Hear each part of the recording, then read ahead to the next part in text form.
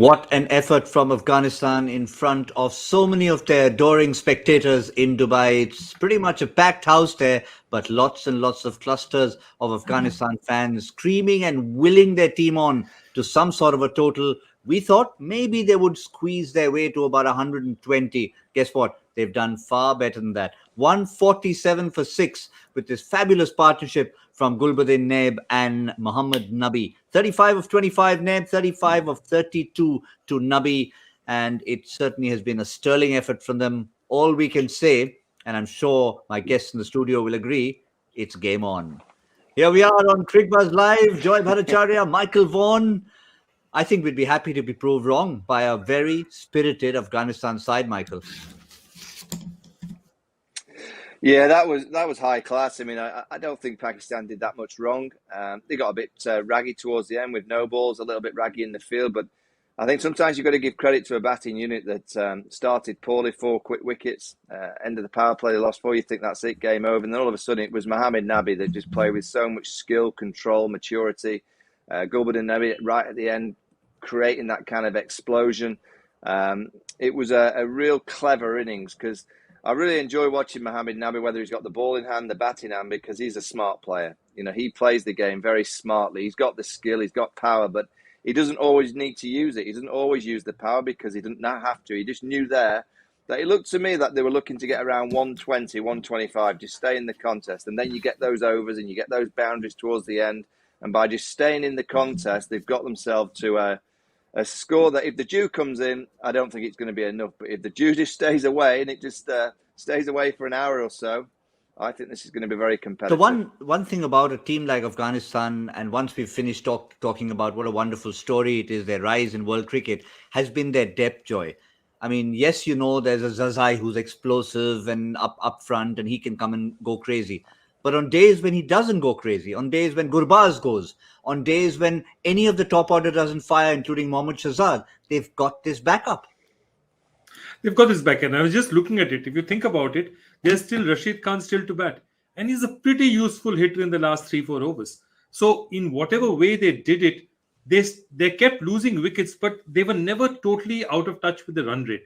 So, you know, we've been talking about, you know, Bangladesh's batting being timid at parts. Whatever else you say, this was not timid batting. They went for it. They chose their bowlers. They went after them. They were not scared to attack the bowlers. And remember, the Pakistani bowlers bowled brilliantly, absolutely brilliantly.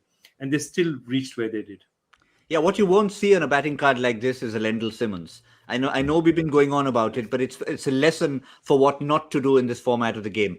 10 of 7, 10 of 7. Yes, you get out going for the runs. Somebody else comes and makes up for it. At the end, whether you're 1 down or 7 down, you need to get to this kind of a total, Michael, and they did that. Yeah, and I'll mention a name that's in the coaching department for Afghanistan, Andy Flower. You know, one of the real smart cricket brains, knows exactly how to play T20 cricket, one-day cricket. You know, he's done so well in the Pakistan Super League, so he will know a lot about the Pakistan players. He'll know a great deal about the Afghanistan team, but I think it's the blueprint of how to play T20 cricket. You have to just go. You have to be aggressive. It's almost like a license in those first 4. Go. Try and hit the boundaries, get your team off to a flying start. And you know what? If we lose wickets, we'll catch up somewhere in that middle because we bat so deep. And that's exactly what Afghanistan have done today. It was, as I said before, a very, very smart T20 inning. Yeah, and no matter what we've said, Joy, about all the chases we've had in the tournament so far, we saw a game earlier today, Bangladesh, West Indies, not a successful chase. So Pakistan will be looking and saying, yes, we've had 2 chases. Now, a team who has decided to bat first, who've got some quality spinners, this could just be a bit of trouble for us. Will it start getting to their heads? Yeah, it's a question of that. And, you know, I just want to go back to that card of the progression of innings. The only time they slowed down was after they lost their 5th wicket and their 6th wicket, and they went down to 4.28. That's the only time. And they say that, okay, no, this is the time we need to stabilize because if we lose a couple more than we perhaps say. Once they got through those 3-4 overs and made about 5 an over, they went out again and batted. So very, very intelligent batting. Obviously, Mohammad Nabi is such an experienced player. He shepherded it. And he didn't take the risks at first. It was always Naib who was taking the risks. And then Nabi comes to the party in the end. So, yeah, all in all, a fantastic innings. And at no time, Michael, did they look fearful I mean, we said it on Combox that Haris Rauf had cranked it up to 153, the joint fastest delivery in the tournament. But Afghanistan didn't back down. They said, fine, if it's a good ball, goes to the keeper, so be it. But if we find out our way, we find our channel, we're going to hit it. And what they did in those 2 overs from Hassan Ali and from Rauf was what was the counter attack. Yeah, target that short boundary. That's going to be the key for Pakistan. And that's what Afghanistan try to do. Just make sure that if it's in that zone, get it to that short side. And, I think in T20 cricket, as a batter, I think you just wait for that error from the bowler. The bowler to bowl 6 incredible balls is very, very difficult. But if you as a batting team can just nullify those really good balls, knock them for 1s, 2s, knowing that I reckon every over you're going to get 1 or 2 in your area that you can climb into, because it's impossible for a bowler to be a robot and bowl the hardest ball to hit every single ball.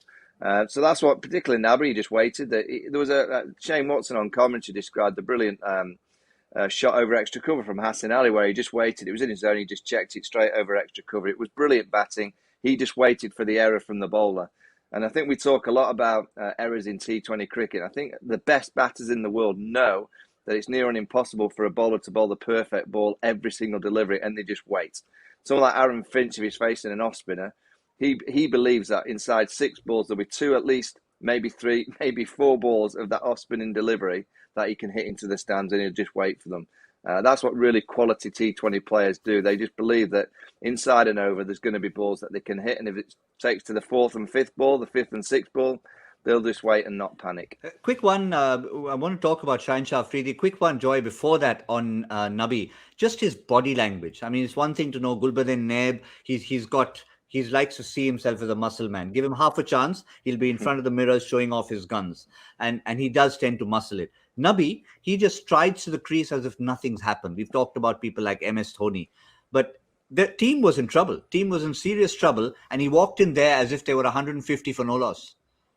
Yeah, 76 for 6. I mean, such experience. I think, Indians don't see him that much because unfortunately he's stuck at the bench in Sunrisers Hyderabad. But around the world, a guy who can, in the Big Bash you play only 2 international cricketers. And one international cricketer sometimes, and he always makes it there. I mean, that's what I'm saying. That's the quality of player Nabi is. And we just haven't seen enough of him in India, but he's a class act. Now, coming back to the bowlers, we had, obviously, there was a couple of bonus wickets for Imad Wasim, who tends to be that wicket taker. But Shaheen Afridi, Rauf went for a few, Hassan Ali went for a few. But again, 4 overs, 1 for 22, 12 dot deliveries. He's still come out. He'd like to have had a couple of more wickets in that last over, but he's still come out thinking, if I only had some more support.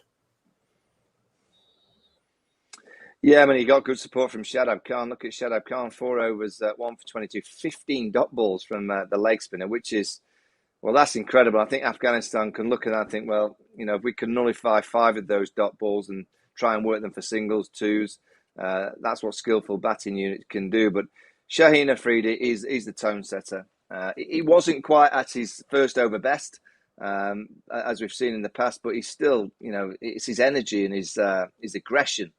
He's got a real presence about him when he bowls in T20 cricket, which I love. I think if I could bowl with the skill and the pace of a Shaheen, I would be in the batter's face, making sure that that you can bowl the bouncer, you could hurt them, you can swing them and outskill them. But I think quick bowlers, the T20 game is all about the batters and smacking it into the stands. It's all in their favour, everything, all the rules, no balls, you name it's all in the batter's favour.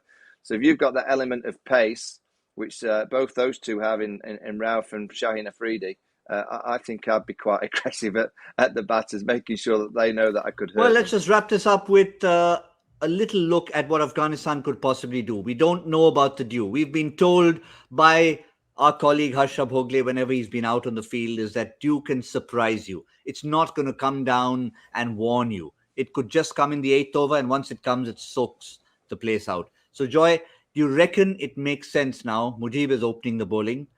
Rashid does not like to bowl in the power play. But do you reckon they'll change plans based on the due? No, that's the problem. Rashid just is so well slotted into that, 7, 9, 11, and maybe one a bit later that, they want to do that and hold him back. If they can get through the first 6, the challenge out here is, if I was Pakistan, I'd be targeting the medium pacers of Afghanistan. I'm going to say those are the guys I'm going to get my runs off.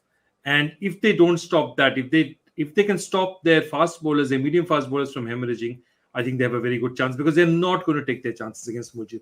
They're just not going to.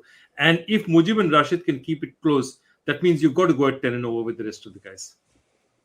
But the difference will be, Michael, this is not Mujib and Rashid against Scotland. Pakistan have seen a little bit more of them. They've seen a little bit more about leg spin generally around the world. So it still will be a good battle, but you still lean towards this being a tough but a successful chase? Yeah, I mean, if Pakistan want to win a World Cup, you've got to chase down these kind of totals against this kind of attack. Babar Azam and Rizwan have been exceptional, but they're due a failure. I'll just say that they're due for that top order, not quite to fire. I think Pakistan should just have enough, but I think we're in for a nipper. We'll end with those words from Michael Vaughan. It's the two dues we are talking about. Is it DUE, as in are they due a failure, or is it DEW that's going to take center stage? Oh, a quick one. Let's get a number. Remember, we lowballed so much that no one got within 10 of Afghanistan's total. So, Joy, revised total, Pakistan in the power play chasing. They're going to play it. They're going to play at least two sides easy. I'm going to say they're going to go conservative. 39. 39. Very conservative. 45. 39, 45. 45, 50 for me. Even 50 for me in 6 overs. 8.5 runs and over. Maybe they lose a wicket somewhere along the way, but they'll be on their way. How conservative? We're not sure. As I said, it's due and due. Let's see what happens. 10th over, Cricbuzz Combox, and then we wrap up a double header at the end. That's all from Cricbuzz Live.